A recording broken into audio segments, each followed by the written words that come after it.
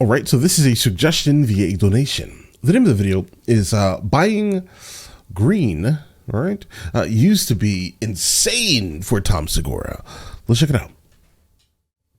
But we as a nation, we have been traumatized by these horrific laws and people being imprisoned for having weed, and it highlights the absurdity of not only it having been illegal and so crazy for so many years, but also highlights how the next generation will not believe our stories about it at all. Right. I'll give you that. 0%. Where I remember when you could not just go to a store. Like, for example, I used to partake in that absolutely a lot, right, growing up. And I would say probably like at least like a quarter a day, right? Just to give you an example of how much I actually did. Like growing up, right? But now I don't do that at all. But I do know the lengths that we used to all go through, I'm sure, right, to get that, right? It was wild.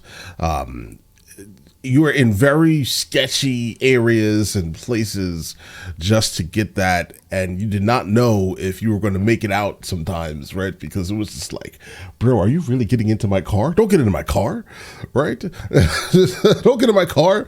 Listen. And chance, they will understand. Let's hear these stories, guys. About. It'd be like trying to tell a kid now, like, hey, you know, pigeons used to deliver messages to people. They'd be like, the f are you saying right now? Right. It'll be the same thing. Yeah, carrier pigeons. I'm gonna sit my son down one day and be like, you know, when I was your age, to get weed, I almost died. Right. He'll be like, why? Was 7-Eleven on fire or something? Exactly. They didn't sell it at 7-Eleven. Guys, you ever noticed? I have a question, a serious question, guys. Look at the logo for 7-Eleven, right? Like, why is ELV capitalized, but the N is not? I never understood it. I would like for someone to be able to answer that question, but I think that no one's going to be able to do that, guys. It's weird. And trust me, if you didn't realize that, 3-hour round trips to buy. And if you're like, oh, what kind of weight were you moving? $20 worth of. Right. That kind of major shit. $50 roughly. From a dude in a standalone trailer one time. Not a trailer park. A solo trailer. Right. The most terrifying housing situation that exists. Like where other trailer people were like, get the fuck out of here. And they kick him out. Oh, I didn't think about it. I just walk up to that shit, 15. And this dude's like, you trying to get a sack? I was like, oh shit, yeah. Right. He goes, we could go do that. And I was like, all right, cool. And he goes, we just need to go get it. I was like, you don't fucking have it? Right, bro. Isn't that your sole responsibility? So I tried to play cool. I was like, all right, let's go get it. He goes, I'll go get it. You stay here and watch my place. Like, yeah, no. Okay. That's a no. And he goes, there's a 357 and a shotgun on my bed. Anybody comes in here, blast them. Wow. 15? Inside, paralysis. Right. But what I said was, that's what's up. Like, yeah, man. Yeah, play it cool, bro. Play it cool. That'll be a no for me. And then he stopped at the door and he goes, but shoot my mom. I go, can we get a description before we agree to terms? How about a height and weight on old mom? Not everybody agrees on weight. That's fine. I don't care. Like my parents, you know, we don't agree on it. They're not cool with weight.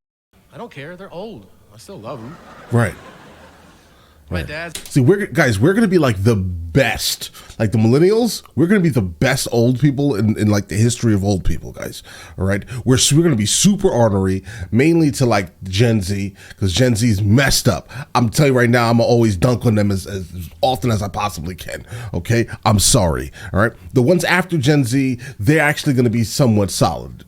I think so, because they get to grow up in the nonsense that Gen Z is creating. Okay.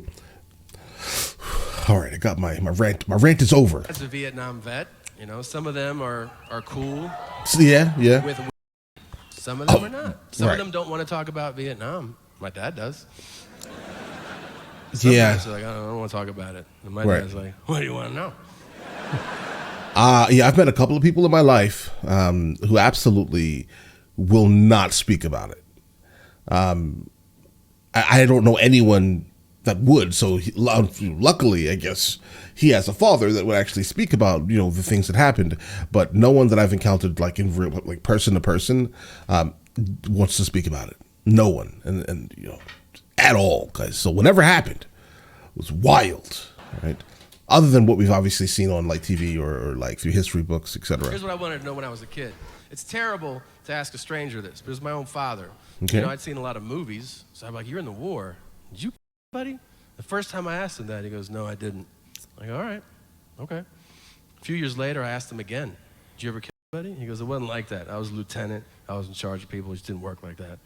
I said, okay. And then a few years later, I asked him again. I go, "Did you ever kill anybody?" And he goes, "I threw grenades into bunkers."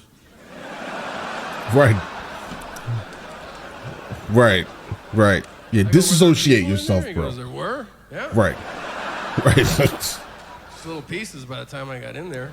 Right. And then last year I go, Couldn't confirm or deny. He goes, "There's no better feeling than killing the enemy." Bro. Whoa. Wow. Yeah. I can remember the first time we ever talked about, because it was Christmas Day. That's why it stood out. I was 12 years old. I think my sister brought it up. She was like, "I want to smoke." And my dad goes, "You want to know what I think of?" And I was genuinely curious. I go, "What, Dad?" He goes, "I was at a party one time, right, and somebody pulled out red." Wow. And I said, "I'm out of here." And I was like, "Cool story, nerd. You got any other ones?" Right, absolutely terrible story. And he goes, "Well, yeah, one time I was in Vietnam, and some Viet Cong tried to sell my Marines. So I found him, I picked him up by his throat, and I threw him on the ground, and I put my M16 in his face, and I said, 'If you ever come here again, I'll fucking kill you.'" And I go, "Do you have any stories in between those two stories?" Jesus, it's Christmas, bro. God damn. Right. 2 years after that, there was a woodpecker fucking up our house. Okay. This will all make sense. And woodpeckers can really damage your house. I remember my dad paid a guy $500 to patch up that part of the house. A month later, the woodpecker returned. This time, my dad did not call the guy. He woke me up, his teenage son, on a Saturday morning. Picture you're dead asleep, and my dad whispering in your ear with his potent dad breath. He just whispers in my ear. Dad Dead breath. asleep. He goes, "I need you to shoot a bird." Right. I just go, "I don't do that." Right. And he goes, "Figure it out." So I said, "Okay, Lieutenant." And I got an air rifle. I shot the woodpecker. I remember I shot it mid-peck, so it was going like, Oh. landed in front of me, so much bigger up close, really big, red feathers, distinct features. I was blown away. I bagged it up, I threw it away, and then I went over to my girlfriend's house. I started telling her family about it over lunch. They were horrified. At the time, my girlfriend's family ran a wildlife conservation. Yeah, I figured it. So I figured it. They were absolutely horrified. Didn't know my audience, but right. I heard a few forks drop, and I looked up, and her dad goes, "Oh my God, you killed a long-billed woodpecker. That's an endangered species." Oh no. I go, "Oh." Oh. I said, "My dad." That's very felonious. Right. And he goes, "How does that make you feel, knowing that you did that?" And I said, "There's no better feeling than killing the enemy." And it's fucking awesome. I love it. Right. Those birds are extinct now. I did that shit. I don't give a. I'm crazy. So. guys, Tom Segura is ridiculous. All right. Personally, I wouldn't go out and actually say all this publicly if he actually did that. Guys, that'd be wild. But there's no telling, honestly. He's so good at delivering his lines that I don't know what is actually real and what is actually fake. Right. His father seems like an absolute legend. He speaks about him a lot. Right. So respect for that. Thank you for your absolute service, sir. Right. But yeah, guys, we had a lot of like absolutely wild times with that greenery. Okay. And I'm sure there's a lot of people that can tell a lot of stories about some wild events. I have never had to guard, anyone's trailer. So that's, I guess I'm kind of one up on him. But definitely people have gotten into my vehicles and they were like, bro, take me around the corner. And it's just like, I don't really want you in my car. I don't know you.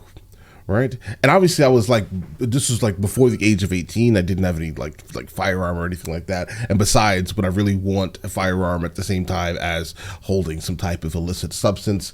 That changes things if you get pulled over. Right.